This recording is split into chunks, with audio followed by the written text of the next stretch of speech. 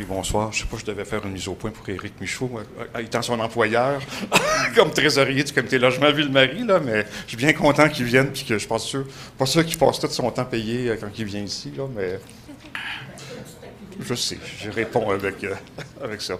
Bon, je voulais revenir sur, entre autres, ce qui se passe actuellement à l'Assemblée nationale, c'est-à-dire il y a deux projets qui sont sur la table. Il y a le projet de loi 122, là, au niveau des référendums, et il y a aussi, naturellement, la restructuration de... Le projet de loi 122, c'est sur l'autonomie municipale. Oui, mais pas l'autonomie. Mais il y a un projet, il y a une réalité, il y a une question de consultation. Est-ce que je peux poser ma question? Allez-y. Oui, merci, M. le maire.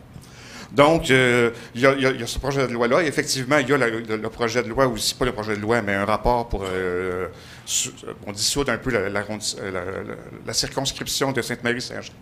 Vous ne serez pas surpris que c'est moi qui est une des deux personnes qui demande une injonction contre ça pour contester justement l'application de ce règlement-là qui va être débattu jeudi matin à la Cour de Québec. Donc, je pense que c'est important. Tout ça pour dire, donc, finalement, il y a quand même un historique, une problématique de représentation. On connaît déjà la structure de l'arrondissement Ville-Marie.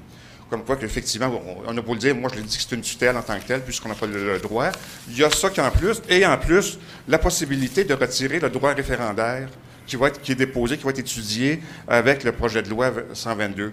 Donc, ce cumul-là va faire que de moins en moins de droits vont être accordés aux citoyens et citoyennes de Saint-Jacques, de Sainte-Marie et même de Peter McGill. Donc, quelle est la position de la Ville de Montréal, de l'arrondissement, au niveau du projet de loi 122, mais plus spécifiquement sur la question des référendums?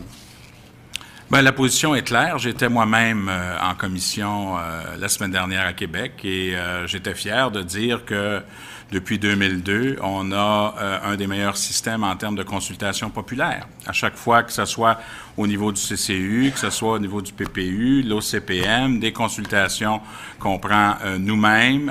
Il y a un travail qui se fait sur le terrain et trop souvent, la question référendaire, c'est pas de la consultation. C'est de la contestation de certaines personnes. Alors, l'Union des municipalités du Québec, d'une seule et même voix, a dit qu'on veut s'assurer qu'il y ait une démocratie participative, c'est-à-dire qu'il y ait des consultations. Je voudrais juste faire remarquer, par exemple, quand on a parlé de la PPU des gares, l'OCPM a fait un travail remarquable et les recommandations ont été entérinées. Donc, c'est un outil consultatif, mais qui nous permet de peaufiner des projets et on le fait adéquatement. Donc, c'est clair pour nous qu'on voulait s'assurer que s'ils enlevaient le référendum, qu'il puisse y avoir une consultation populaire dans l'ensemble des municipalités.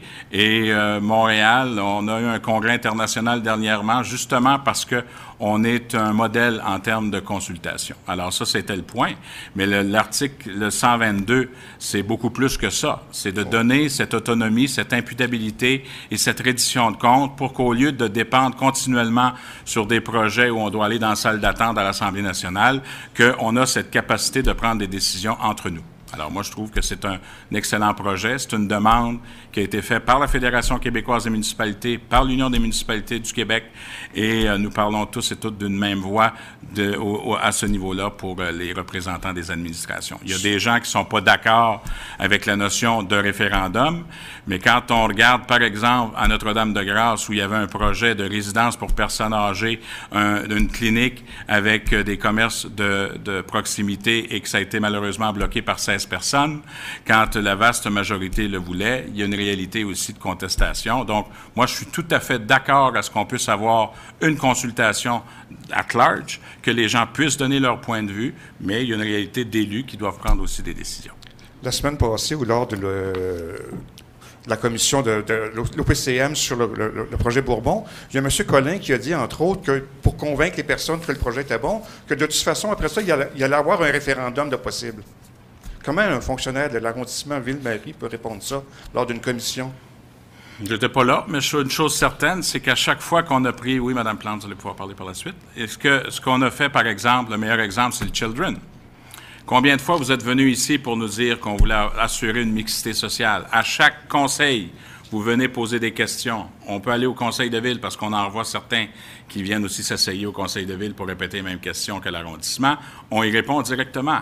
Alors, moi, ce que je pense qui est important, c'est de regarder aussi les résultats. Si vous allez avoir la question un programme... est pourquoi un fonctionnaire de l'arrondissement induit en erreur une commission? Quand vous me posez une question, je réponds, M. Carey. Je sais que vous je répondez connais pas, un vous peu répondez votre à côté de ma partisanerie, mais réponse. j'y réponds. Question. Non. Ça s'en vient, je m'en viens, inquiétez-vous pas. Alors, s'il y a des gens qui vous répondent, c'est parce qu'actuellement, il y a un processus qui existe et il y a un projet de loi qui est devant l'Assemblée nationale et les élus vont décider de ce projet de loi-là. Et par la suite, le rôle des fonctionnaires, c'est pas de faire de la politique, c'est d'appliquer un processus.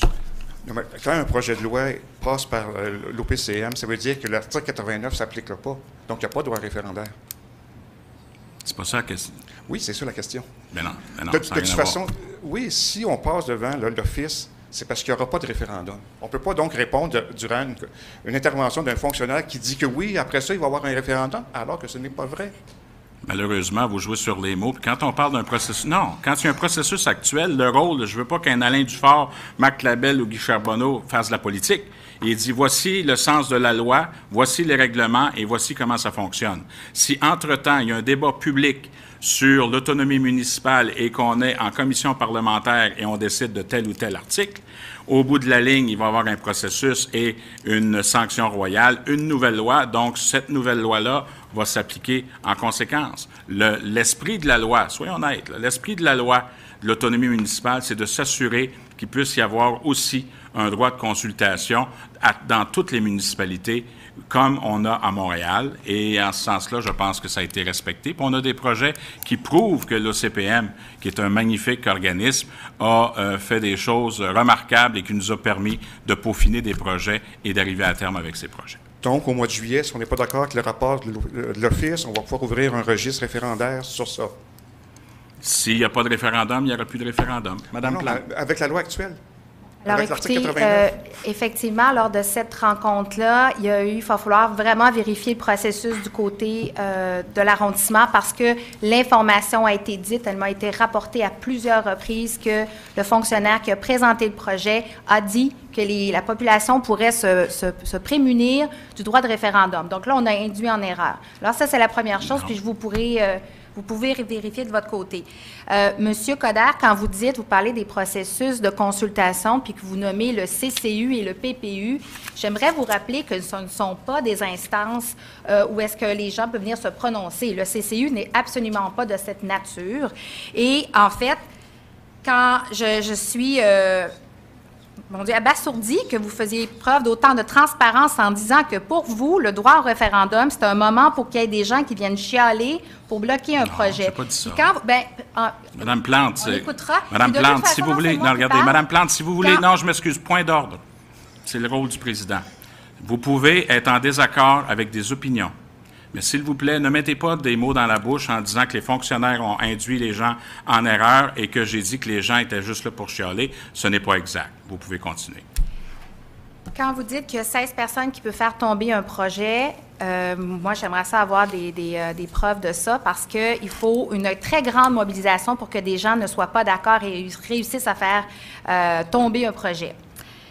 Moi, je pense que dans la vie, le droit de référendum, c'est le dernier rempart démocratique. Et là, vous allez peut-être me dire qu'il faut, vous allez mettre l'OCPM là-dedans. Je ne remets absolument pas en question le rôle de l'OCPM parce que ça, c'est un organisme qui fait de la consultation, contrairement au PPU et au CCU que vous avez mentionnés.